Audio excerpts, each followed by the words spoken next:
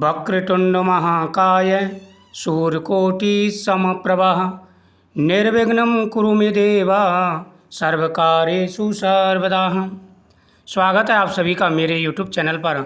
आषाढ़ मास के 19वें अध्याय की कथा। पुराणों में वर्णित है कि आषाढ़ मास में जो मनुष्य सत्य, संयम और सेवा के मार्ग पर चलता है उसे जीवन में यश, धन और मोक्ष की प्राप्ति होती है। प्राचीन काल की बात है, महानगरी सुवर्णपुर में सुदर्शन नामक एक ब्राह्मण रहता था। वह विद्वान, तपस्वी और दानी था, परंतु वह निर्धन था। वह शास्त्रों के हिसाब से पूजा पाठ करता, दान पुण्य करता, लेकिन वह बहुत ही ज़्यादा निर्धन था। जो भी उसके पास था उसमें से भी वह थोड़ा बहुत दान किया करता था। अपने कष्टों के बावजूद वह रोज गौ सेवा करता, नंदी की सेवा करता और साथ ही नदी, तालाब, रास्ते जो भी थे उन सब की सफाई करता था और वृद्धों की सेवा किया करता था। ये उसका नियम था। गौ माता, नंदी, इनको वो कुछ ना कुछ प्रतिदिन खिलाता। उसके साथ साथ में वह नदी, तालाब, कुआं, बावड़ी जहाँ पर लोग जाते थे उन सभी जगहों की वह साफ सफाई करता, जिससे किसी को कोई परेशानी ना हो। उसके साथ साथ वह बड़े बुजुर्गों की सेवा भी किया करता था। आषाढ़ मास प्रारंभ होते ही उसने संकल्प लिया, इस पूरे मास में किसी भी प्रकार की सुख सुविधाएं नहीं लूँगा, केवल दूसरों की सेवा करूँगा। आषाढ़ मास लगते ही उसने संकल्प ले लिया कि अब मैं कोई भी सुख सुविधा नहीं भोगूंगा, बस दूसरों की सेवा करूँगा। वह प्रतिदिन नंगे पांव बिना भोजन किए वृद्धों को स्नान कराता था। जो बड़े बूढ़े थे, बुजुर्ग थे, जिनकी कोई सेवा नहीं करता उसकी वह सेवा करता था। सभी के जो है शरीर को साफ करता, स्नान कराता, उनको भोजन कराता, खुद नंगे पैर चलता था। उन्हें पत्तों की थाली में भोजन परोसता और बीमारों के लिए जड़ी बूटियाँ खोज कर लाता था। उसके इस तप से नगर के लोग भी प्रेरित हुए और समाज सेवा में जुट गए। नगर का रूप ही बदल गया था और उसके सेवा भाव से पूरी नगरी का वातावरण ही बदल गया। सभी लोग उसकी प्रशंसा करने लगे। देवताओं ने उसकी परीक्षा लेने का विचार किया, क्योंकि देवराज इंद्र को डर होने लगा था, जब ये इतनी सेवा कर रहा है कहीं मेरे राज्य सिंहासन को ना छीन ले। इंद्रदेव एक वृद्ध के रूप में उसके पास पहुँचे। उसका शरीर काँप रहा था, आंखें धुंधली थी और पाँव में छाले पड़े हुए थे। अब इंद्रदेव ने उसकी परीक्षा लेने के लिए क्या किया, एक वृद्ध ब्राह्मण का रूप धारण किया। वृद्ध ब्राह्मण का रूप धारण करके उसके पास पहुंच गए। पूरा शरीर कमजोरी और दुर्बलता के मारे कांप रहा था, आंखें अंदर धसी हुई थी, पाँव में छाले थे। सुदर्शन ने तुरंत उन्हें सहारा दिया, जल लाकर के पैर धोए और अपनी झोंपड़ी में उन्हें विश्राम दिया। स्वयं उपवास करके उन्हें जड़ी बूटियों से आराम दिलाया। इंद्रदेव अत्यंत प्रसन्न हुए। उन्होंने अपना रूप प्रकट करते हुए कहा, हे सुदर्शन, तूने सेवा और धर्म दोनों ही निभाए हैं।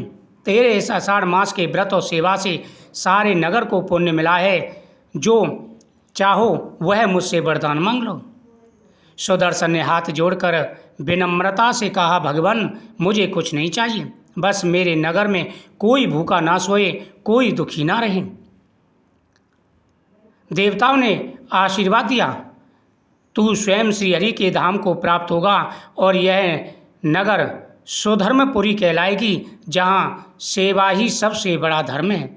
आषाढ़ मास केवल व्रत या संयम का तथा सेवा का महीना नहीं है, ये तो दान, पुण्य और त्याग का महीना भी है। जो व्यक्ति इसमें सेवा करता है, पूजा करता है, तप करता है, त्याग करता है, जो निस्वार्थ सेवा करता है, भगवान माधव उसके ऊपर प्रसन्न हो जाते हैं। हे राजन, जो भी सच्चे मन से आषाढ़ मास में नियमों का पालन करता है, भगवान उनकी हर मनोकामना पूरी करते हैं। राजा पृथु ने विनीत स्वर में कहा, भगवान, क्या आषाढ़ मास का प्रभाव इतना महान है कि उसमें कोई दुराचारी, असुर या पापाचारी भी पुण्यात्मा बन सकता है? कृपा कर कोई ऐसा विलक्षण कथा हमें सुनाइए। पुलस्त मुनि बोले, हे राजन, ध्यानपूर्वक सुनो। प्राचीन काल में ऋषमुख पर्वत के समीप एक गहन वन में क्रूरव्रता नामक राक्षसी रहा करती थी। वह नर मांस भोजनी थी, यानी वह नर का मांस खाती थी। वेद पुराण से विरुद्ध रहती, ब्राह्मणों से बैर रखती और उसका मन सदैव हिंसा में लिप्त रहता था। वह पूरे दिन पाप ही पाप करती, पुण्य तो को वह करती नहीं थी, क्योंकि वह खुद राक्षसी थी, उसकी प्रवृत्ति नहीं थी अच्छे काम करने की, और साथ ही साथ वह मनुष्यों का भक्षण करती थी। वह तपस्वियों की तपस्या में विघ्न डालती, यात्रियों का शिकार करती और संतों के आश्रम को नष्ट करने का प्रयास करती। चारों दिशाओं में उसका भय व्याप्त हो गया, किंतु विधि का विधान ही विचित्र है। एक बार आषाढ़ मास की शुक्ल पक्ष एकादशी की रात्रि में वह बहुत भूखी थी।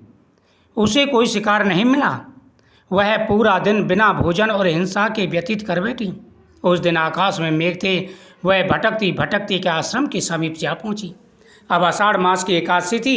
पूरे दिन उसे भोजन नहीं मिला और रात्रि में भी वह जागती रही और परेशान होकर के, दुखी होकर के भटकती भटकती के आश्रम के पास पहुंच गई, जहाँ कुछ ऋषि भगवान विष्णु सहस्त्र नाम का पाठ कर रहे थे। राक्षसी उनके समीप छिप कर बैठी रही, ताकि जैसे ही पाठ समाप्त हो वह आक्रमण करें। परंतु पाठ के दौरान वह मंत्र सुनती, शांताकारं भुजगशयनं पद्मनाभं सुरेशरम। इस मंत्र का वह जाप सुनती, विष्णु सहस्त्र नाम और भगवान के मंत्रों का जाप सुनती। उस मंत्र ध्वनि ने उसके अंतःकरण को झंझोड़ दिया। जिस राक्षसी का मन हिंसा से भरा था, उस पर विष्णु भगवान के नाम का ऐसा प्रभाव पड़ा, उसकी आंखों से आंसू बहने लगे। उसने सोचा, क्या यह वही प्रभु हैं जिनका नाम मात्र लेने से इतनी शांति मिलती है? क्या मैं इनकी भक्ति कर सकती हूँ? उसने वहीं बैठकर मौन व्रत लिया। अगले दिन भी उसने अन्न ग्रहण नहीं किया। उसे ज्ञात नहीं था कि वह एकादशी का व्रत कर चुकी है। उसी रात्रि से स्वप्न में भगवान विष्णु के दिव्य दर्शन हुए। उन्होंने कहा, हे क्रूरवते, तूने आज आषाढ़ मास की एकादशी का अनजाने में व्रत किया है और मेरा नाम तथा मेरे मंत्रों का उच्चारण सुना है, इसलिए अब तू राक्षसी योनि को छोड़ करके देव योनि प्राप्त करेगी। राक्षसी ने जागते ही अपने कर्मों पर पश्चाताप किया।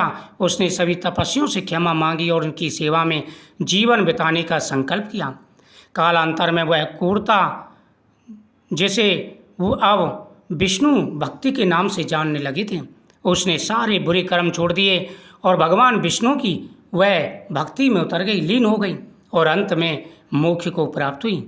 जो भी सच्चे मन से आषाढ़ मास में भगवान विष्णु की पूजा करता है, उनके जीवन में आ रहे सारे कष्ट दूर हो जाते हैं। ओम नमो भगवते वासुदेवाय।